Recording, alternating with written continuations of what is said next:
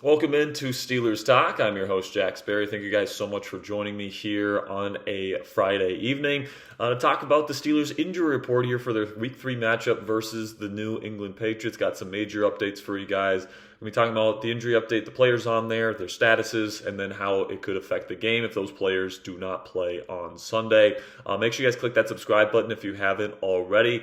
We've been putting out 2 videos a day on this channel pretty consistently for the last few weeks. We're going to continue that strategy. The support you guys have given has been phenomenal. Earlier today, we put out a very in-depth, over 30-minute long video breaking down the Steelers defense, going over why I think Mike Tomlin and Terrell Austin, the clock is ticking on those guys, and they need to get it fixed and fixed fast if they want to keep their jobs. Go into Tomlin's scheme and kind of what the Steelers usually like to run, and then talking about some of the things they've been doing so far this year and why it hasn't been working and how to fix it moving forward. So if you guys want that in-depth look at the Steelers defense, highly recommend you check out that video.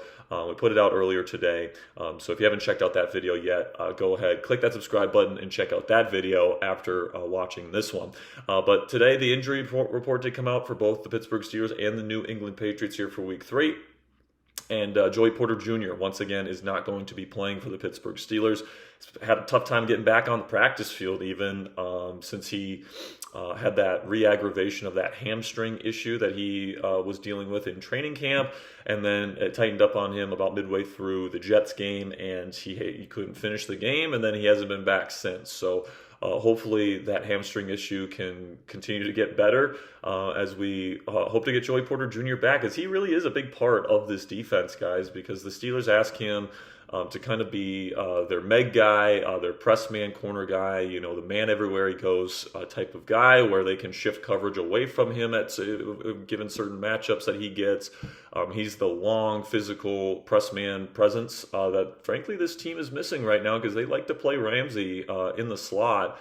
So going to be interesting to see here when he can get back. Of course, those hamstring issues can be pretty fickle. So we're really hoping we can get Joey Porter Jr. back as soon as possible, along with JPJ. Of course, it was already announced that Alex Highsmith and Deshaun Elliott will not be playing this week. Of course, Isaiah Loudermilk got moved to the IR, so none of those players will be playing for the Pittsburgh Steelers here this week. But it does sound like there's hope for Deshaun Elliott to be back next week for the Vikings game, so keep that in mind. But it sounds like Jabril Peppers is going to be able to get a much heavier defensive workload this week at strong safety. And to be quite honest with you guys, both safeties for the Steelers ever since Deshaun Elliott went out with his injury, both Juan Thornhill and Chuck Clark, haven't been good enough on film in the game and a half that those two have been asked to play to this point. So hopefully Jabril Peppers, with his ability to tackle, should really help out this Steelers defense, because right now they're leading the NFL in missed tackles with 28. That's just unacceptable, right? So missing Deshaun Elliott's presence as a tackler and how important he is to this run game, could really feel that when he wasn't on the field these last 2 weeks. So hopefully Jabril Peppers, with his increased workload and getting Chuck Clark off the field a little bit more, should provide a little bit of an upgrade for that strong safety position than what we've seen over the last few weeks. But then Derrick Harmon, the defensive tackle out of Oregon, the rookie, has not played so far. Looks like he's going to be making his debut on Sunday, man. He's technically listed as questionable, and he was limited in practice all week. He's got a very bulky knee brace on his knee that he injured during the preseason. But he certainly seems like he is tracking towards playing in a little bit of a limited role, probably like a rotational role, not a true starter role on Sunday. Still very much expect Cam Hayward and Keanu Benton to get a majority of the snaps there at defensive tackle, and then Y.A. Black, when they go to their 5-down fronts with 3 interior defensive linemen, I would expect Black to be most of the time playing as that third defensive interior player. So I think Derrick is going to be somebody that is going to be very important for this defense once we start getting down the stretch of the season. Obviously he hasn't played yet. I expect him to grow as a player throughout the season as he continues to get healthier. So hopefully he can make even a little bit of an impact. But if you're expecting Derrick Harmon to come in and replace Keanu Benton and be a full-time starter right away, I would say temper your expectations there. I do think Y.A. Black will, whether whether Derrick plays or not, I think YA is going to get more snaps than Harmon is going to get here on Sunday. So just keep that in mind. Hopefully Harmon can come in and help out the rotation and, help out in that way. But if you're expecting him to come in and be, this team's best defensive tackle right away, or if he's going to completely fix the issues that they're having up front in the run game, I would say temper my expectations there a little bit. But then on the other side of this matchup here, the New England Patriots, Christian Gonzalez, we've been tracking and monitoring his status all week on this channel. He's been dealing with a hamstring issue, has not played this year either. He is currently questionable to play, but like Derrick Harmon, returned to practice this week. Certainly seems like he's tracking to play. There's a couple of his Patriots teammates that are certainly indicating and hinting that he'll be out there on Sunday. So it'll be interesting to see, A, if he plays, but B, how good does he look if he plays? Because he's going to be asked to go up against DK Metcalf in man coverage. Like, that's going to be his assignment if he plays. And then you've got Carlton Davis, another really good cover corner on the other side. So if Gonzalez plays on Sunday, I would say expect a lot of man coverage. All right, Mike Vrabel and his kind of school of Belichick style defenses definitely like to play a lot of man when they can. And that's why they invested in these corners. Christian Gonzalez back during the Belichick era. But, of course, Vrabel's bringing over a pretty Belichickian style defense here to New England, keeping that kind of structure that they've had defensively for a while. But then, you bring in Carlton Davis in free agency because you want to play more man. You want to play man more effectively. So I would say very much expect that if Gonzalez is on the field, and we'll see what that matchup looks like between DK Metcalf and Christian Gonzalez.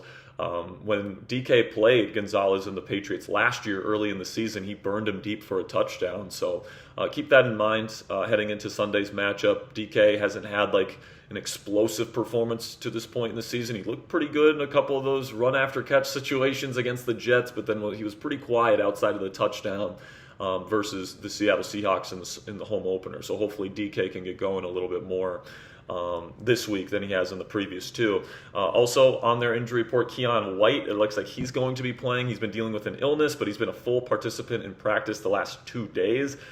He's technically listed as questionable, but I mean, if you're a full participant in practice, that's pretty well tracking towards playing in this football game here. So look for Keion White to be out there.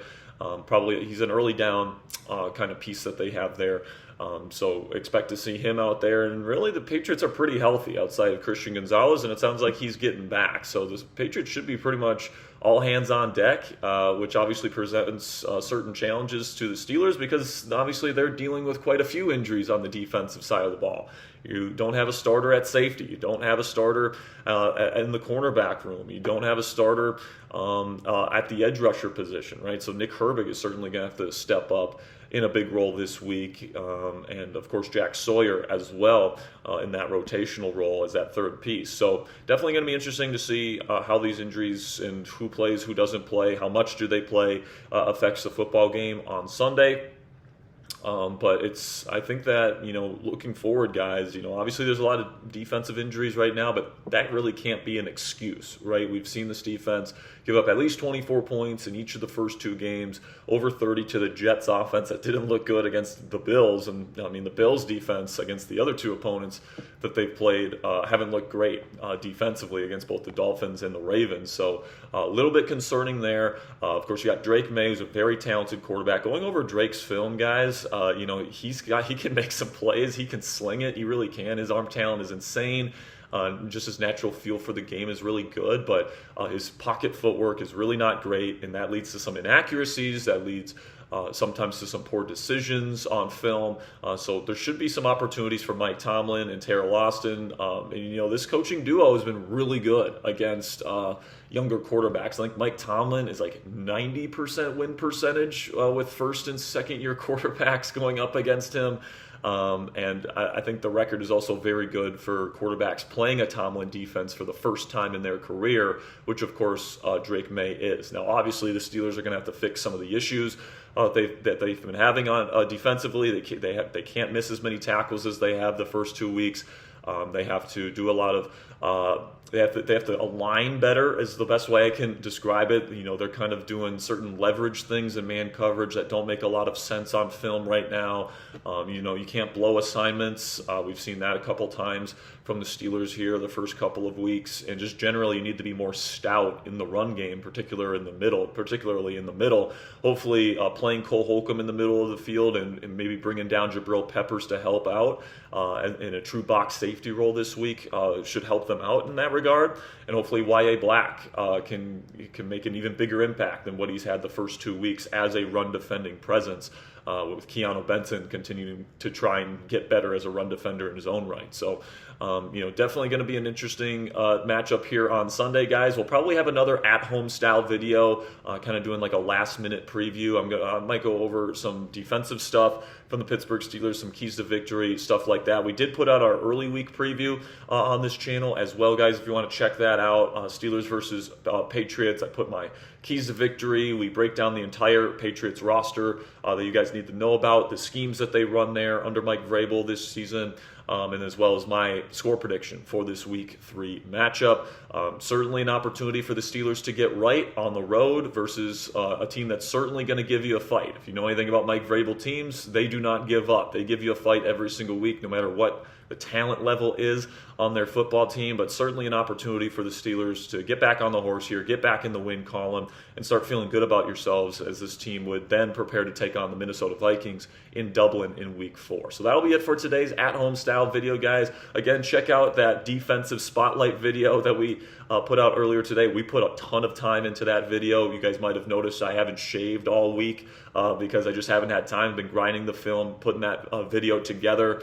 But of course, we'll be going live as well for this Week 3 matchup on Sunday for our live watch party. That all starts at 12 p.m. Eastern, an hour of pregame, followed by live play-by-play, and then, of course, extensive post-game coverage as well for you guys. So make sure you guys click that subscribe button if you haven't already. I'll see you guys next time, and until then, here we go, Steelers.